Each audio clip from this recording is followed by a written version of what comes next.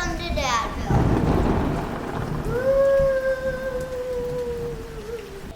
Today, Mr. Bones and I are going to show you our process for how we created these DIY spooky Halloween tombstones. It's a fun project that's sure to make your house the scariest one on the block. Isn't that right, Mr. Bones?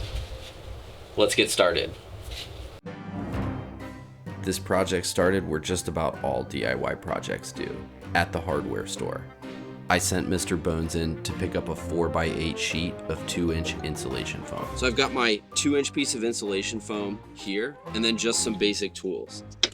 Got a measuring stick. I've got a square. Measuring tape. Permanent marker. Got a blade. And then down here I've got a straight edge piece of material that I can use as a guide. Let's get cutting. I'm gonna start by making my rip cuts to make the platforms that these tombstones are gonna sit on. Compared to wood, cutting this insulation foam is easy and fun. I need to cut 4 rectangles for the tombstones and 8 thinner rectangles for the bases. Now I'm gonna mark this into 4 24-inch sections.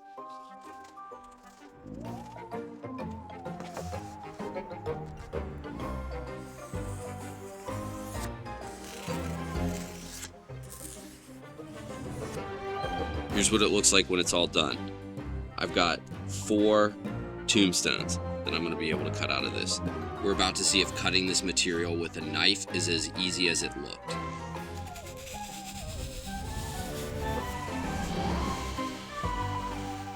Turns out it wasn't, so I had to improvise with my drywall saw.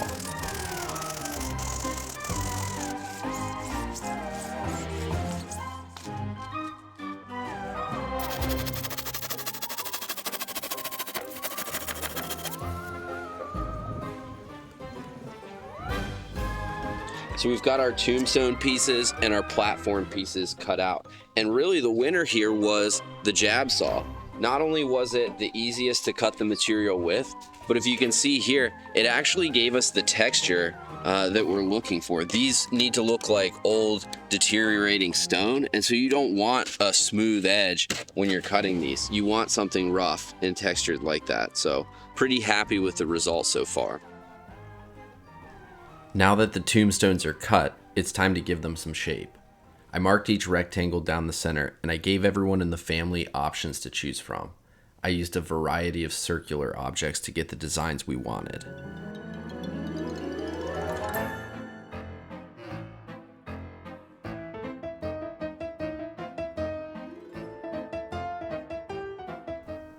I think I even used my daughter's favorite cereal bowl.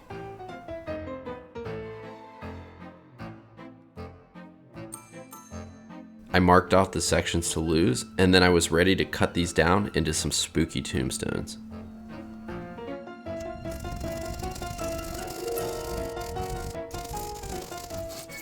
Next, I needed to stencil the writing for each stone. Mr. Bones used a Cricut machine to cut the stencils from peel and stick removable vinyl sheets.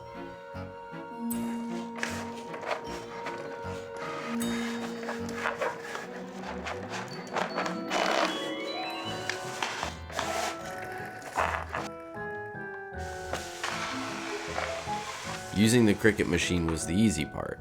After the sheets were cut, I had to peel all of the letters out of the stencil, which was pretty tedious.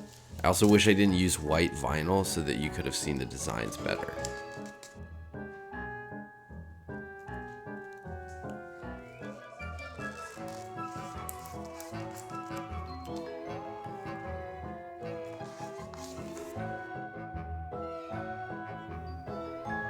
I used a permanent marker to trace over my stencils and transfer the design to the tombstone face.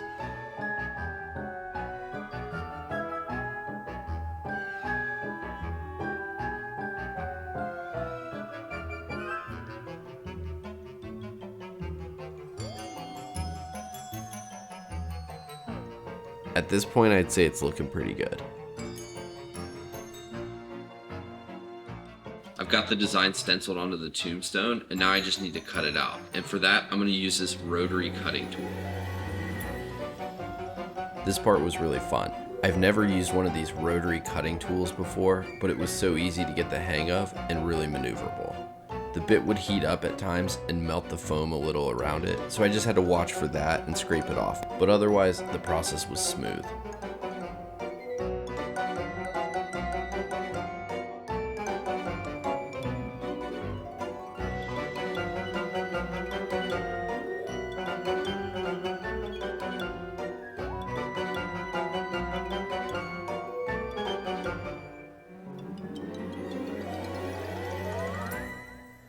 Then, it's time to start painting. Hey, I hope you're enjoying this video. If you've made it with me this far, do me a favor, give me a like and a subscribe down below. I post DIY videos weekly, and I would love it if you would join the crew. Now let's get to painting. Mr. Bones and I used a water-based acrylic paint for this. We had 4 tombstones to paint, so my wife helped out. Okay, now it's time to start putting all this together. Let's start with the bases. I'm going to stack 2 of the skinnier rectangle pieces on top of each other to make a base for each tombstone. I wet the surface of the foam with a little bit of water, and then I attach the bases together with some clear Gorilla Glue.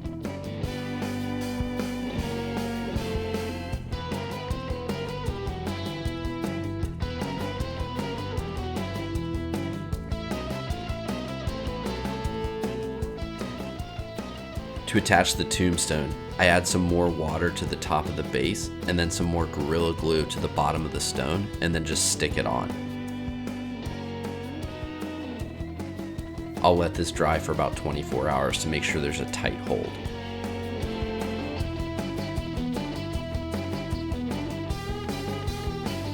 I'm using this little foam shaver to take off some of the square edges on the tombstone bases.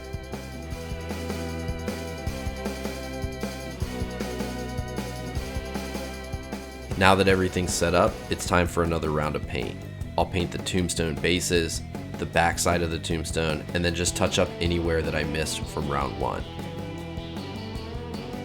From here, our spooky Halloween tombstones should be ready for their big debut.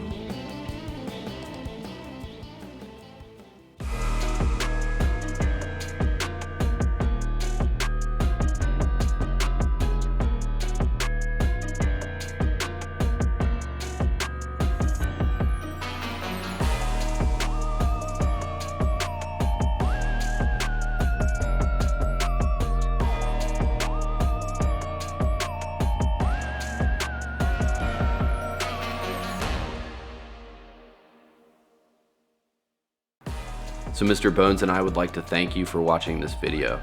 We hope you had as much fun watching it as we did making it. Hey, be sure to subscribe to Dad Built DIY and check out my other videos for more DIY projects and tips for dads. We'll see you next time.